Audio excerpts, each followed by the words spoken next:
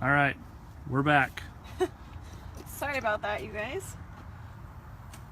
And I'm actually going to take that suggestion and use our nifty camp oven we have here. I'm just going to turn it on way low because this is a glass bowl. We don't want to be cracking anything today. We're just going to heat it up a little bit and get this softened. So actually, I'm just going to go ahead and leave that for 1 second. Let it heat. Once again, it's on low, low, low. Oh, and there's a leaf. So it's the dangers of cooking outdoors, I suppose. Sometimes. And sorry if we lost some of you. Our connection went south there. Sorry about that. So actually, while we're waiting for that, I'm going to show you what else we are making today, which is the thing that I'm actually more excited for. We are making real hot chocolate. I don't mean like the powdered kind. If you like that kind, there's nothing wrong with that, but we are going to be making some true blue, real hot chocolate. Yes, Alan, we are back. We're sorry about that. We somehow lost connection. Sorry about that. So you want to start with 4 cups of, we're using whole milk today. If you want to use something a little bit lighter, you can get by with just 1%, 2%, whatever kind of milk you prefer. And for those of you just joining in, we're sorry about the interruption in our video, but definitely go back and share this with your friends. For those of you who were watching, that way we can get everyone back so that they can watch us do this recipe for some very fancy hot chocolate.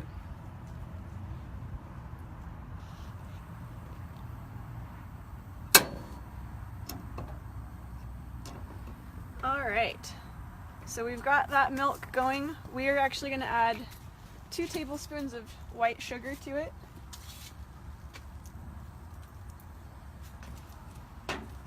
Stir that in. We're just going to heat it on real low. We don't want it to get hot, hot, hot. We don't want to boil this milk. We just want it to simmer. We're going to stir it until the sugar's dissolved, and then you can just let it simmer for a while. Let it absorb the sugar, get sweeter. We're going to check on our bowl with the butter, see how that's doing. All right, we're making some progress. So I'm going to go ahead, move that off the burner. And for those of you just joining in with us, we did have a brief interruption of video. Sorry about that. But what we've done today is we did an out-of-box with our camp oven, the remnants from the out-of-box, and it took all of about 4 minutes to pull this guy out of the box and have it ready to start cooking. And we're getting this ready so that we can do what we've got going on in here, which is a leftover cookie candy skillet recipe. So we've got that going on in the oven, and up here we've got some milk warming up to do some very fancy hot chocolate. Tori, what do we got going on? Meanwhile, I've given up on the fork, you guys. I'm just gonna go for it here. And sometimes, you know, this is the best way with cookie dough, I find at least. If you don't mind getting your hands a little messy, and this works really well. And who gave us that tip with this, putting the butter on top of the stove, Tom? I'm not sure. Well, whoever you are, good idea, because it worked. And I was like 1 step behind you, but you know, you got there before me, so kudos to you. So we've creamed our sugar and our butter. I'm gonna get rid of these sticky gloves. And we're gonna go ahead and add our brown sugar. That is also a bit chilly now. And we're gonna go ahead and add the other wet ingredients as well. So that's our vanilla and our eggs. Hey, for those of you just joining in, where is everyone joining in from? Where are you guys watching from?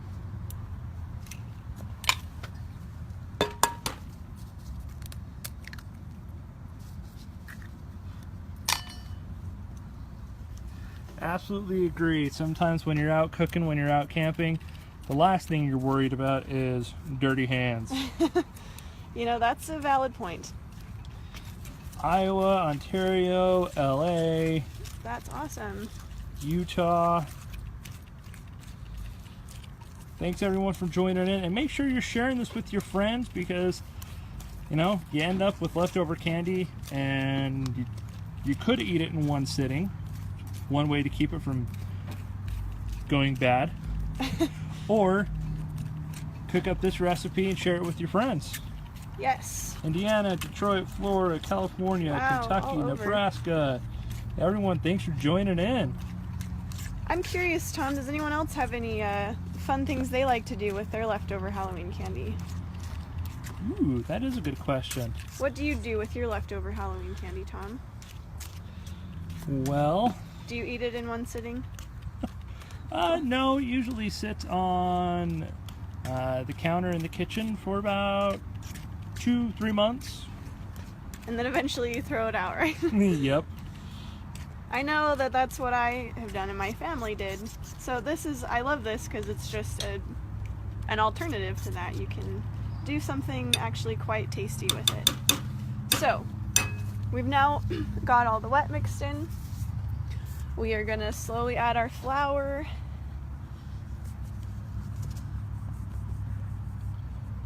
And see where that gets us. While we're doing that, let's You want to check everyone, let's check on what we've got going on in here. Ooh. Tori, how are we doing on time on this? Well, how's it looking, Tom? It's looking good. Let's give it a roll test and see where we're at. Grab a glove. Kathy, thanks for joining us from Louisiana.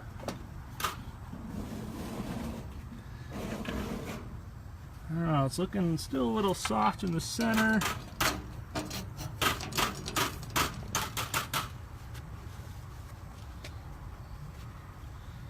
And let's check. Yeah, I think we still need about another 10 minutes or so. Get that back in there. All right. Tori, how are we doing over here? I'm almost done. I'm just mixing in the flour, getting this sticky dough into what we are more familiar with the consistency of cookie dough being. And also getting this leaf out of here. It's definitely fall, you guys, because the leaves are falling. That's for sure. Now, I don't know about you, but Halloween is actually my favorite holiday. So this is my way of celebrating it post-Halloween, because I don't like that Halloween is over.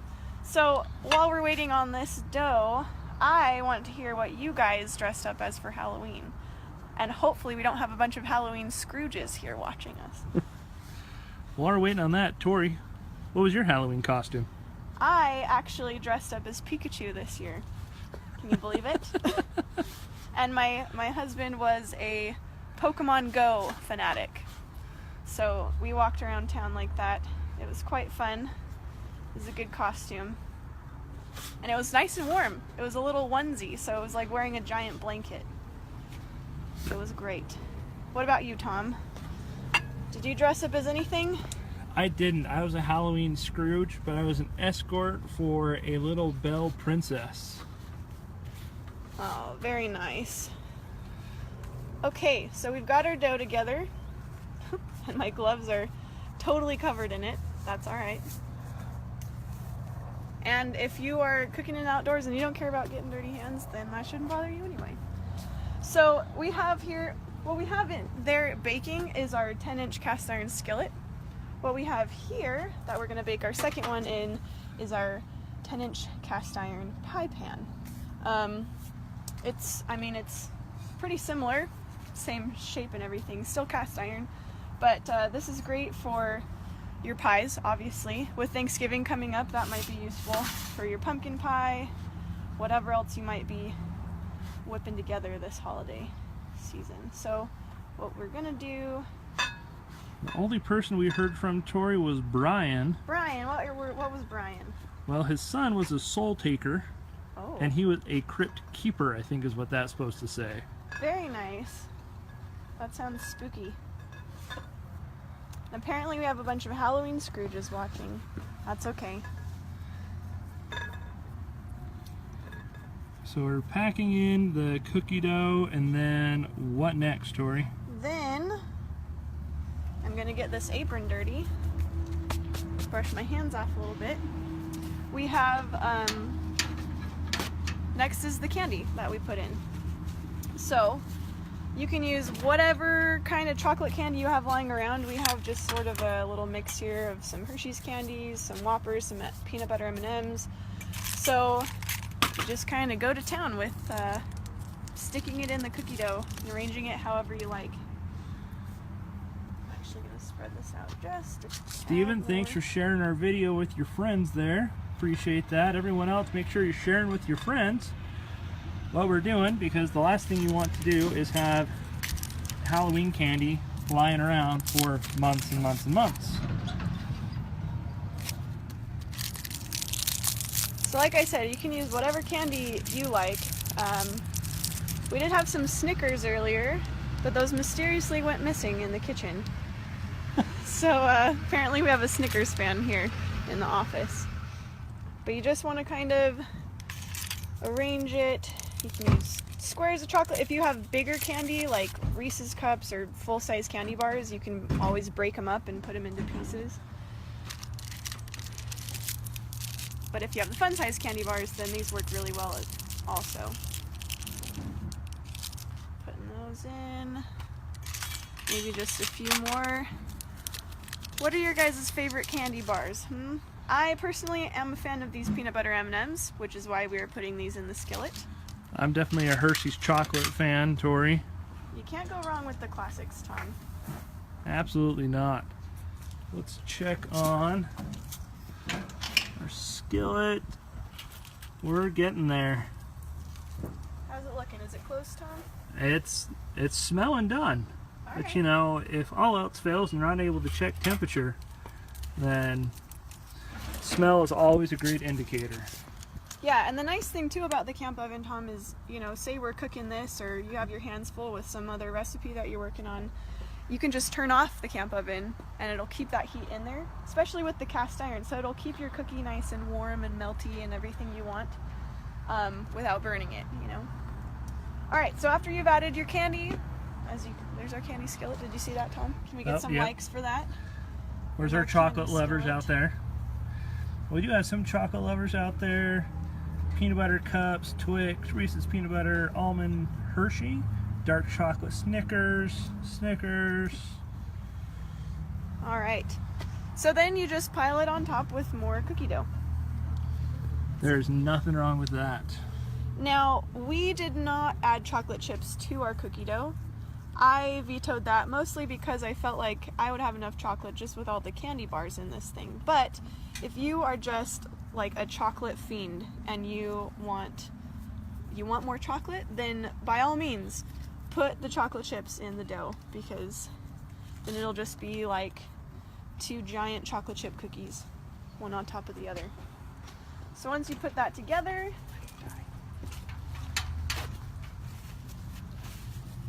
that is what you want to stick in your oven. All right. Well, So let's check on the one that we have cooking. okay.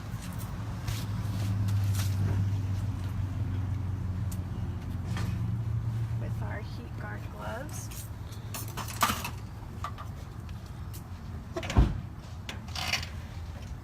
That does look pretty good. And actually, I'm going to use this knife we have just to test it. I know this isn't brownies, but yeah, I think I we're ready. think that's about perfect. So I'm just going to stick this off to the side here. We'll let that cool for just a second so we can cut into it later. And then what we're going to do is get back to our hot chocolate. I know you guys are probably like forgetting that we were doing hot chocolate in the first place, but we are gonna finish up with that. So here we have our milk steeping. We are gonna actually use this other burner to melt our chocolate. And what do we have going on here, Tori? So we don't have a double boiler here, just on hand, which is okay, because you can kind of make your own. You just need a saucepan with some water in it, not a ton, you don't need to fill it all the way, and then a glass or a stainless steel bowl on top. So we're gonna light this.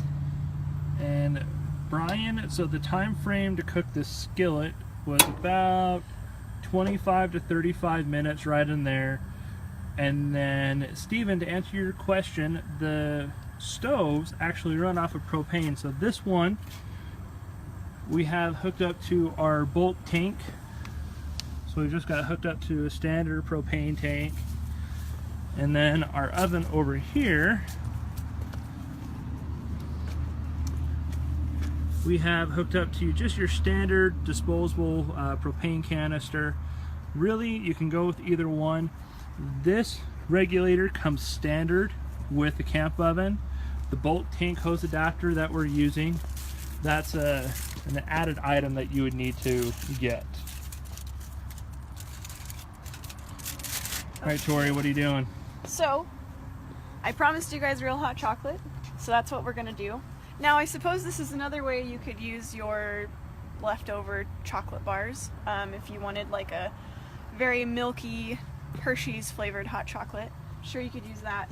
We went all out and we bought the fancy chocolate at the store with our little makeshift double boiler here. We're just gonna, so you don't want to boil the water.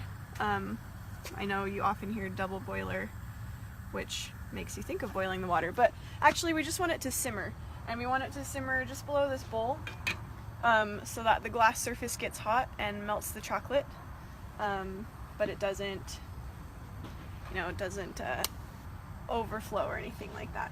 So I'm just gonna break up this chocolate so it's a little easier to melt.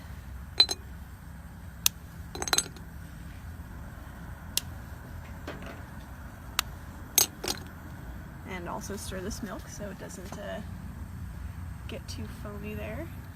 And for those of you joining in with what we're doing, so we started off doing an out of box of our camp oven just to show you exactly how easy it is to get this thing set up and how quick it is to start cooking. So we took it from there, and all we really had on there was some styrofoam, some plastic, and in about 4 minutes we were ready to start cooking, and this is the one we took out of the box. We're also making another one of these. This is a cast iron cookie candy skillet. Yes, exactly. So what you can't see is that under this layer of golden brown deliciousness is some candy. And then while we're waiting for that to cool, Tori is making homemade hot chocolate. Yes, real true hot chocolate. Now, what makes it real hot chocolate is you are actually melting real chocolate and you are combining it with milk. Now, if you guys are fans of the powder mix, that's totally fine. I like some brands too, but if you want like really rich, creamy hot chocolate that just blows your mind, this is the way to do it. And it's really, how can I melt chocolate? But sorry about that, guys. We had a brief interruption in our connection. Sorry about that. Oh, another technical. And we're back.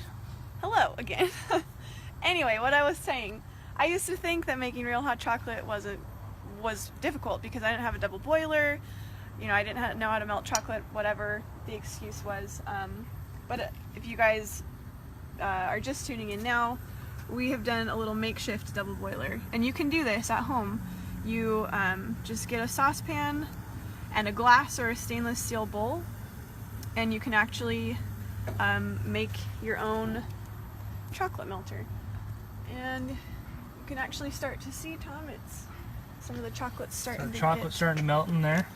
Yeah. Where's our chocolate lovers out there? It seems like every time we're just about doing something with chocolate, where are our chocolate fiends? Where are you? Get some likes for this melting chocolate. Yes. It's gonna be good. So what I'm doing is just simmering the water. I think I prefer using a glass bowl for this, because then you can keep an eye on the water below it, so you can make sure you're not boiling it too high or getting it too hot. You just want the bowl to get nice and warm so it melts it to liquid. Tom, let's cut into that candy cookie skillet. What do you think? Yes? I'm fine with that. Okay. Sorry guys, this is the roughest part about doing this.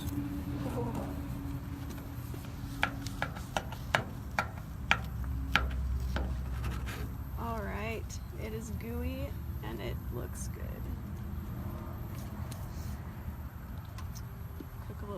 Cut a little slice. Let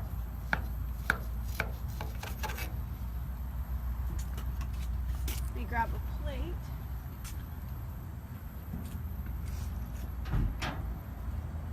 Try and get in here. The spatula might be a little bit big, but that's okay. How about all that chocolatey goodness, Tom? What do you think? Why don't you give this a try? Get a good shot of that. You can see some of the M&Ms still in there. The chocolate just all gooey and melty. It's just awesome. Richard, I would want to say, 15 to 20 minutes to let it cool down, unless you're cooking really, really warm, and then it could take obviously a little bit longer. But let's go ahead and give this a taste test. Find our rusty trusty fork.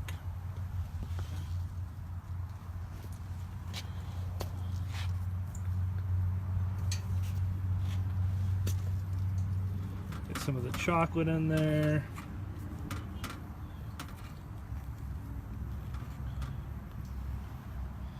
See what we got. All right, guys, moment of truth.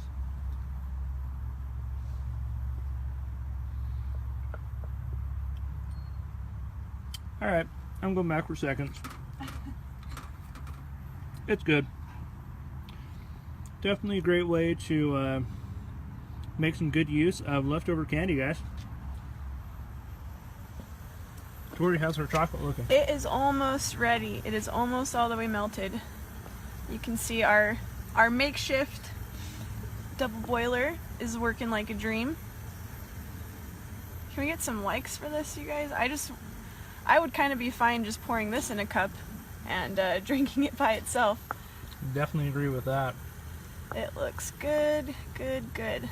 So as your chocolate is melting, just to like the very last pieces, you actually want to turn up your milk to get a little bit hotter. You don't want to boil it like I said, but you want it just a little bit warmer, because this is hot chocolate after all, as you're getting ready to add the chocolate to the milk. In this particular recipe, we've just added sugar to the milk, but you guys can steep it with whatever extras you like in your hot chocolate. So you can do things like vanilla extract, vanilla bean, you can add peppermint, you can add pumpkin spice, mint, whatever you like in your hot chocolate. But I decided to just stick to the regular here. So I'm gonna go ahead and turn off this burner. What are we doing, Tori? And we are going to pour this nice ooey gooey chocolate Ooh. into the milk here.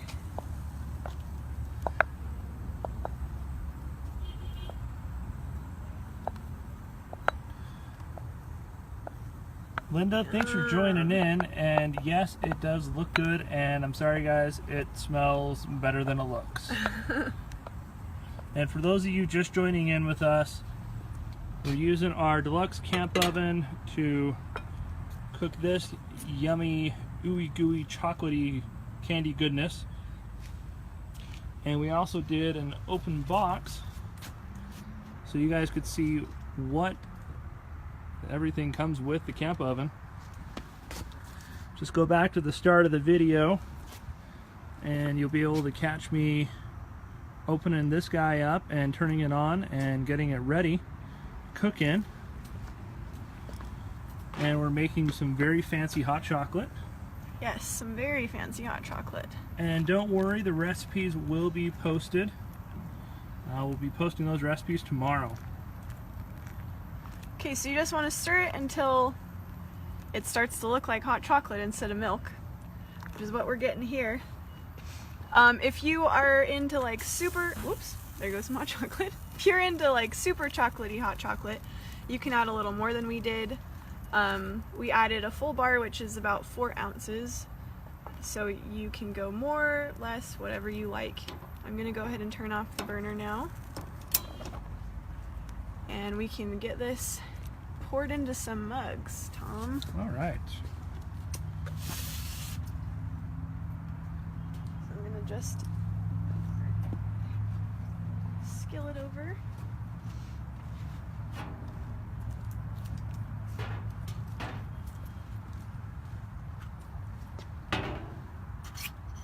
Are you munching on some candy, Tom?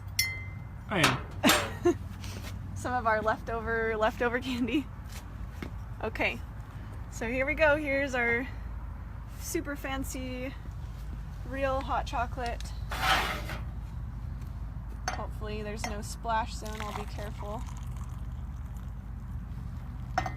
Don't worry, Brian. We're trying to be as careful as we can.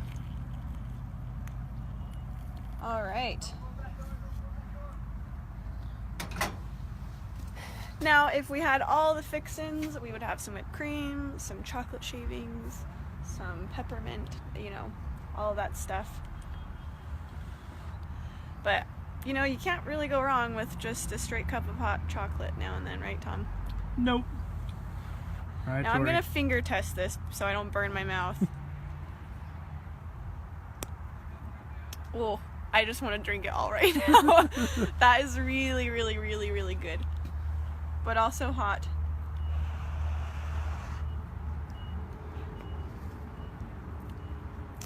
Yeah, this is super good. Winner? Super good, yes. Definitely. We are posting this recipe tomorrow and you all better try it because it is delicious. And it's so easy. So, Tom, we did all this on our camp oven, you guys. All on one little thing.